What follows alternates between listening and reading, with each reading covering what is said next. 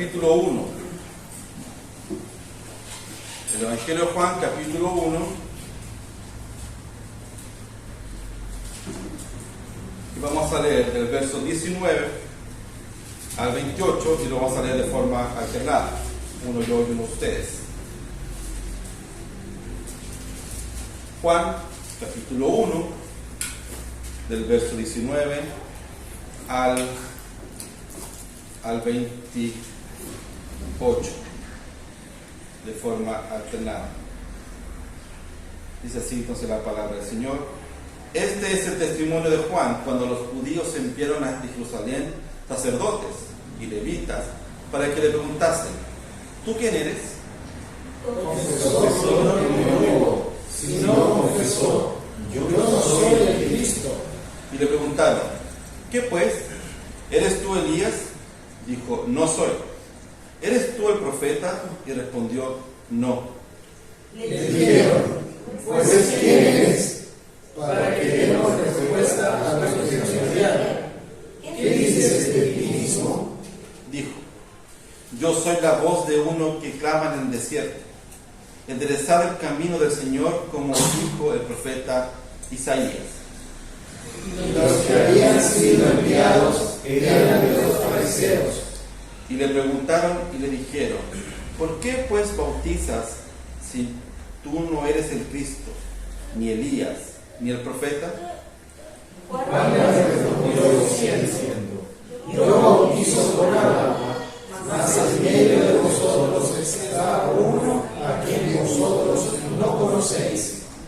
Este es el que viene después de mí, el que es antes de mí, del cual yo no soy digno de desatar la correa del calzado. Todos.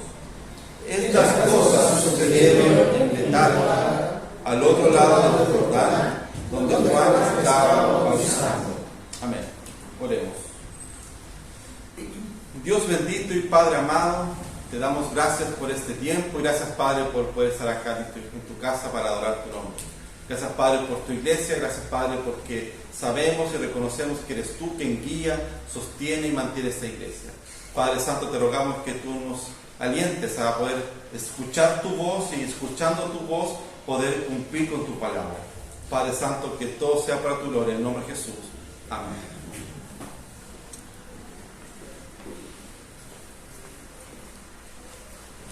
El Evangelio de Juan, como les comentaba la semana pasada, es distinto a los demás evangelios. Mateo, Marcos y Lucas en la teología se llaman evangelios sinópticos. Quiere decir que son evangelios parecidos. No, si tú lees Marcos, si tú lees Mateo, si tú lees Lucas, vas a encontrar que hay textos que son parecidos entre ellos, ¿ya? Y además abarcan los 3 años del ministerio de Jesús. Entonces, tanto Mateo, Marcos y Lucas son los 3 años de Jesús. Hay milagros que tú vas a ver en Marcos, que tú vas a ver en Lucas, que tú vas a ver en Mateo, pero Juan es distinto. En Juan tú no vas a encontrar casi repetición de milagros o de textos así. ¿Por qué? Porque Juan se basa, algunos dicen, en el último mes de Jesús, y otros que los últimos 3 meses. Pero lo más probable es que sea el último mes de Jesús y es el mes más intenso en la vida de Jesús. Y es interesante que Juan, este joven que está caminando con Jesús, Juan tiene para ese momento 18, 16 años, es un adolescente, un hombre ya para la cultura judía, para nosotros sería un adolescente, pero es ya un hombre para la cultura judía. El judío se hacía hombre a los 13 años, cuando él leía la Torá de memoria. Entonces, Juan es este joven que está acompañando a Jesús, que está escuchando de Jesús y que está en los tiempos más cercanos de Jesús. Y va a relatar todo lo que Jesús hace en ese último tiempo. Y pone en el relato a Juan el Bautista. ¿Quién es Juan el Bautista? Juan el Bautista es el primo de Jesús. Es hijo María y está su tía Elizabeth. Y en ese contexto, Juan el Bautista además es el primero que reconoce a Jesús como el Mesías. Lo interesante es cuándo lo reconoce. Cuando María va a visitar a su pariente, está en el vientre Juan el Bautista y salta en el vientre de la madre. y salta porque reconoce que el que está delante de él es el Mesías. Algo maravilloso y milagroso, porque 2 embarazadas nos están viendo los niños, y ese niño reconoce que el que está frente suyo es el Mesías, y es su primo, y van a estar juntos como primos.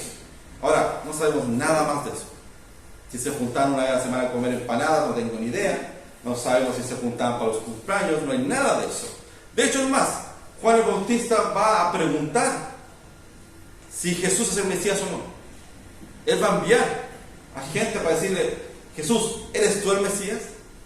Y Jesús responde: sí, yo soy el Mesías. Y dile esto a Juan. Y ahí hay una serie de cosas, de mandatos que Jesús le dice a Juan el Bautista. Pero Juan el Bautista reconoce una cosa: él no es el Mesías.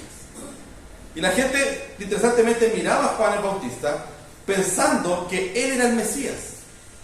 Pero algo también muy curioso, fíjate en el versículo 20, cuando le preguntan, él confesó, es decir, yo no estoy diciendo que sea, yo no soy el Cristo.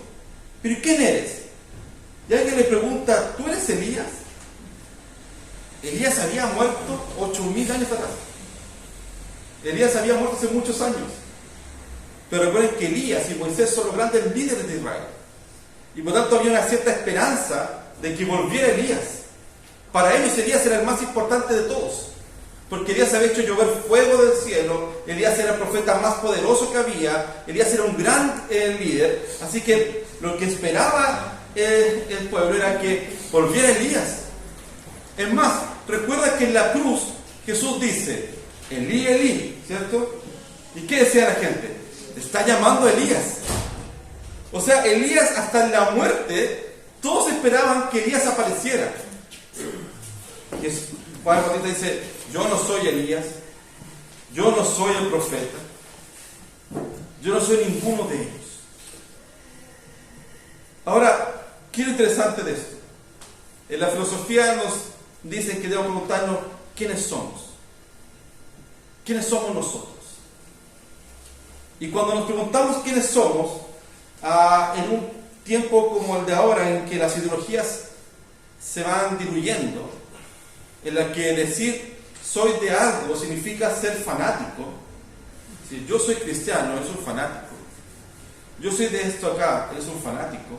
Donde está mal visto ser de algo, donde está mal visto identificarse con algo, porque la gente está huyendo de las ideologías. Sin embargo, nosotros tenemos que recordar que el cristianismo, el Evangelio de Jesucristo, no es una ideología, es un estilo de vida con convicciones bíblicas. El cual, cuando nosotros decimos somos cristianos, estamos diciendo una serie de cosas, pero no lo que el mundo espera que seamos como cristianos. Lamentablemente queremos ser cristianos y caerle bien al mundo. Soy cristiano y todo el mundo tiene que amarme.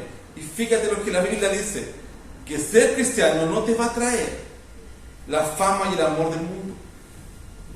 Por el contrario, al ser cristiano y el arraigarse en las Escrituras te va a traer por consecuencia lucha con el mundo. Porque no vas a amar lo que el mundo ama, porque no vas a querer lo que el mundo quiere. Así que Juan el Bautista, ¿cómo es visto? Como un loco que vive en el desierto, que come miel, que es alguien que aparece de repente y que predica duramente. Así que la gente miraba a Juan como alguien loco, que es como a ti y a mí nos mira la sociedad hoy día. Hombres y mujeres locos, fanáticos, que adoran a un Dios que no ven, que siguen a un Cristo que no sabemos si resucitó. Pero para ti y para mí adoramos a un Dios vivo y a un Cristo que sí resucitó. Y teniendo claro eso, nos identificamos como creyentes. Pero ¿qué significa ser creyentes hoy día para ti y para mí? Le dijeron pues, versículo 22, pues ¿quién eres para que demos respuesta a los que nos enviaron? ¿Qué dice de ti mismo? Quienes enviaron a esta gente eran fariseos y levitas, sacerdotes, que se están preguntando si él es el Mesías. Hasta hace unos 6 meses apareció un judío en Israel que empezó a recitar en una sinagoga, recitó toda la Torá de memoria. y dijeron, este tipo es el Mesías. Y todo el mundo ortodoxo estuvo puesto los ojos en esa sinagoga, porque había un judío que podía recitar la Torá, los 5 libros del Antiguo Testamento, los 5 libros de memoria. O sea, Génesis 1.1, Génesis 1.2, ya me compliqué. Y él lo recitaba todo de memoria. Estaban los rabinos preguntando si este era el Mesías o no. Conoce toda la Escritura. Al tiempo se dio cuenta que había una farsa lo que él estaba haciendo, que era todo un engaño, así que ese no es el Mesías. Pero había una esperanza de que él fuera el Mesías. Juan Bautista dice, yo no soy el Mesías. Yo no soy aquel que están esperando. Tú y yo no somos los Mesías, pero sí tenemos una misión como creyentes. Y mira lo que Juan Bautista responde. Dijo, versículo 23, yo soy la voz de uno que clama en el desierto. Ese llamado tiene 2 implicancias para nosotros. Primero, que cuando él habla del desierto real. Él predicaba en el desierto. Y él iba allá y predicaba el Evangelio y predicaba el arrepentimiento de las personas. Él llamaba a arrepentirse a las personas. Eso es lo que hacía Juan el Bautista. Y lo hacía en el desierto. ¿Dónde predicamos tú y yo? Predicamos en un desierto. Metafórico, sin duda. En un mundo que necesita del Señor y en un mundo que necesita de la gracia de Dios, en un mundo que necesita más misericordia del pueblo cristiano. Pero lamentablemente lo que está pasando hoy día es que las iglesias y los creyentes se están juntando para no contaminarse con el mundo. Cuando mi hijo empezó a ir al colegio, me preguntaron si yo estaba de acuerdo con los homeschool. Y yo, eso cada uno puede dar su opinión, pero yo estoy absolutamente en contra de los homeschool. Primero, porque no lo quiero ver todo el día, mi hijo. Y segundo, porque el homeschool cristiano lo único que hace es juntarse entre cristianos para hablar entre cristianos y vivir entre cristianos, cuando mi misión, y por lo que Jesús oró por mí, no fue eso. Jesús no oró por mí para que yo me juntara solo con cristianos y no me contaminara con el mundo. Jesús oró por mí para que, estando en el mundo, yo sea luz del mundo, predique el Evangelio de Jesucristo y tenga contacto con otros, para mostrar que Cristo es el Señor. A eso fue lo que Jesús oró por ti y por mí. Jesús no oró para que quiera, ¿sabes qué? Juntes entre cristianos, sean luz entre ustedes. Entonces mi hijo va a ir a un homeschool cristiano, va a ir a una universidad cristiana, va a trabajar con cristianos y va a vivir toda su vida con cristianos. Y no va a ser testimonio jamás de lo que Jesús hizo en su vida y cómo Él tiene una misión de predicar. A veces es cierto, como padres queremos sobreproteger todo y evitar cualquier conflicto. También lo hacemos como cristianos. Es cierto, la Biblia misma nos dice, no te juntes con pecadores, y se refiere no a pecadores como aquellos que todos son pecadores, sino con aquellos que practican y viven del pecado. De ellos, aléjate, sin duda, y debemos alejarnos de eso. Pero no nos está llamando a alejarnos del mundo, está llamándonos a predicar en el mundo. ¿Qué hacía Jesús? ¿Con quién Jesús se sentaba a comer? Con pecadores. El texto dice, se juntaba con publicanos y pecadores. ¿Y en qué se sentaba? A predicarles el Evangelio. Acuérdense que Jesús lo acusa de ser un glotón. ¿Por qué? Porque Jesús se juntaba con personas a comer y la comida les predicaba de Jesucristo. Y les hablaba del Evangelio. Y lo hacía con prostitutas, lo hacía con ladrones, lo hacía con levitas, con fariseos, con todo el mundo que estaba mal visto. Jesús eso hacía. ¿Qué hacían los fariseos? No nos juntamos con ellos, nos juntamos entre nosotros. Y el mundo se iba cayendo a pedazos sin conocer la palabra de Dios. Somos llamados a predicar en un desierto. Somos llamados a predicar en un mundo que necesita. Nosotros no podemos ser hombres y mujeres que nos alejemos de esta realidad. Hay gente sufriendo, sin duda. y tenemos que ayudarlos. Pero ¿con qué más puedes ayudar? Con el Evangelio. Y es con lo que a veces nosotros dejamos de ser iglesia. El llamado de la iglesia es a predicar en un mundo que necesita de Jesucristo. Somos llamados a predicar en el desierto. Mira la segunda cláusula del texto, en el versículo 23.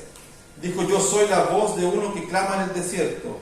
Enderezad el camino del Señor, como dijo el profeta Isaías. La palabra enderezar aquí está mal puesta, porque no es enderezar la idea es más bien preparar el camino. Juan el Bautista es aquel que prepara el camino, quiere decir que el que empieza a hablar de que va a venir ahora, que es Jesús. Él comienza a hacer eso. Juan el Bautista aparece como profeta después de 400 años en que no hubo un profeta. Hay 400 años de silencio, 400 años en que nadie profetizó en Israel. Se levantaron falsos profetas, pero profetas de Dios no se levantó ninguno. Por 400 años Dios no habló. Dios guardó silencio con Israel. Piensa eso para Israel. Israel es un pueblo que está acostumbrado a escuchar la voz de Dios. Siempre hay un sacerdote, siempre hay un profeta que está hablándoles. Ellos mismos escucharon la voz de Dios en el Sinaí, así que estaban acostumbrados a eso. Pero por 400 años dejaron de escuchar la voz de Dios. Dios no les habló más. Es como Dios diciendo la ley del hielo: no le hablo más a este pueblo. ¿Hasta cuándo? Hasta cuando levante un profeta nuevo. Y por 400 años el pueblo no escuchaba voz de Dios. ¿Qué pasó en esos 400 años? Nacieron sectas, los fariseos, los saduceos y todas estas sectas que comenzaron a aparecer. Pero ninguno tenía la voz de Dios. Y Juan Bautista se levanta como el profeta después de 400 años para hablar: viene el Mesías. Si ustedes se fijan más adelante, a Juan le preguntan por qué está bautizando. Nosotros tenemos que hacer aquí un paréntesis. El bautismo que Juan hace, que Juan el Bautista, no es lo que nosotros entendemos como bautismo. Para ese contexto. Este es algo totalmente distinto. De hecho, cuando dicen: Jesús se bautizó como adulto, Jesús no se bautizó. Jesús se circuncidó al 8º día, como todo judío, y Jesús fue ungido por Juan el Bautista para comenzar el ministerio. ¿Cómo sabemos que Jesús comenzó a los 30 años y murió a los 33? Porque todos los sacerdotes comenzaban su ministerio a los 30 años. Y Jesús murió 3 años después, entonces murió a los 33. ¿Cómo sabemos eso? Porque cuando fue bautizado, Jesús fue bautizado un doble bautismo. El sacerdote era por 3: por sangre, por sus pecados; aceite para ungirlo, y el agua lo lavaba. Cualquier sacerdote era bautizado así: se lavaba con agua, se le ungía con aceite, se le limpiaba y se le ungía también con sangre por el perdón de pecados. Jesús obviamente no fue bautizado por sangre porque no tenía ningún pecado. Fue lavado por agua porque era el inicio de su sacerdocio. Y fue ungido en aceite, sí, porque el Espíritu Santo bajó como paloma, hermanos, no fue una paloma. Eso la Biblia, claro, la Biblia no dice que bajó una paloma, dice algo que bajó como una paloma, y se puso sobre él y lo ungió. Así que Jesús no fue bautizado, Jesús fue circuncidado. Y lo que hacía Juan el Bautista era el llamamiento al lavamiento de los pecados, y no era por inmersión, sino que era por aspersión. También nunca habla acerca de la inmersión, siempre habla de la aspersión como bautismo. Ahí Jesús entonces, Juan el Bautista entonces dice: voy a enderezar el camino, voy a preparar el camino, como dijo Isaías. Isaías profetizó que se iba a levantar un hombre como Juan el Bautista e iba a preparar el camino del Señor. Nosotros somos llamados a eso. Mira el llamado interesante tuyo y mío de preparar el camino. Jesús dice que Él vendrá, ¿cierto? Todos creemos que Jesús va a venir por segunda vez. ¿Cuándo va a venir por segunda vez? Cuando todos los escogidos hayan escuchado el Evangelio. Todos. Cuando todo el mundo que está escogido por Dios escuche el Evangelio y sea salvo. Tú y yo no tenemos en nuestras frentes una marca de que somos salvos. Así que tú no vas por la calle diciendo: ese es salvo, ese es salvo. Tú no sabes eso. Pero tienes una misión: preparar el camino para que Cristo venga. Si queremos que Cristo venga, tenemos una misión: predicar para que todo el mundo escuche, para que Cristo venga pronto. Eso es lo que hacemos. Preparamos el camino para eso. No todos lo fue así, pero los que cuando los casamos, entran unos niños. En el caso mío fue mi sobrina y el Sergito. El Sergito pero era así. Y ellos entraron y tiraban flores para que pasara la noche, ¿cierto? Y eso como que preparaba el camino para todo eso simbólico. Todos alguna vez han visto eso o han vivido eso. Esta es un poco la idea. Cuando tú predicas el Evangelio, tú lo que estás haciendo es ir preparando el camino para que el Mesías vuelva pronto. Pero si no queremos que vuelva pronto, entonces dejamos de hacer nuestra tarea. Pero el problema es que nosotros deseamos, o debiéramos desear, que venga pronto. Imagínense cuando entra la novia, los niños tiran clavos para que se clave la novia y no llegue al altar. Hubiera sido una buena idea, ¿no? Pero ya estaba casado. Así que piensa en eso. Piensa cuando tú quieres retrasar algo que ya está ahí. Lo terrible es que no se va a retrasar. Es que si tú no cumples con tu vocación, que si tú no cumples con tu llamado, las piedras van a hablar y van a preparar el camino del Mesías.